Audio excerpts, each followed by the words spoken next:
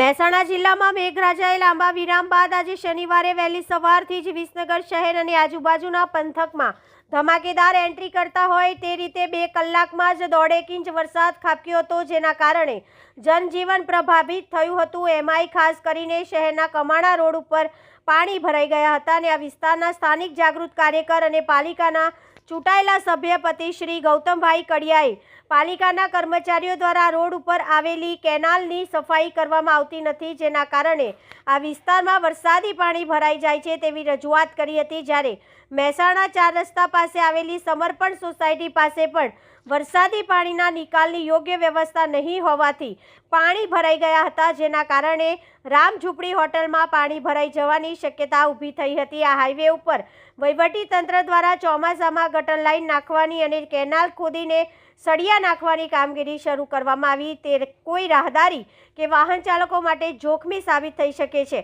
જો બપોર કે સાંજે હજુ પણ વરસાદ વધારે આવશે તો રાત્રિના સમયે અહીંથી પસાર થતા વાહન ચાલકો અને રાહદારીઓ માટે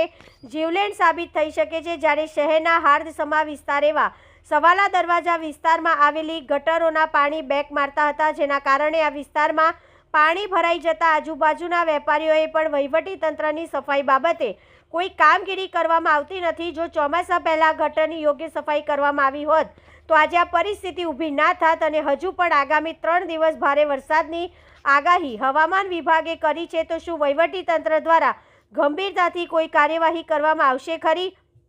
કે પછી સવાલા દરવાજા વિસ્તારમાં આવેલી ગટરના ગંદા પાણી ઉભરાઈને વરસાદી પાણી સાથે ભરાઈ જતા સ્થાનિક રહીશોમાં ભારે નારાજગી જોવા મળી હતી। રિપોર્ટર પ્રકાશ સોની, DT ન્યૂઝ લાઈવ 24 વિસનગર।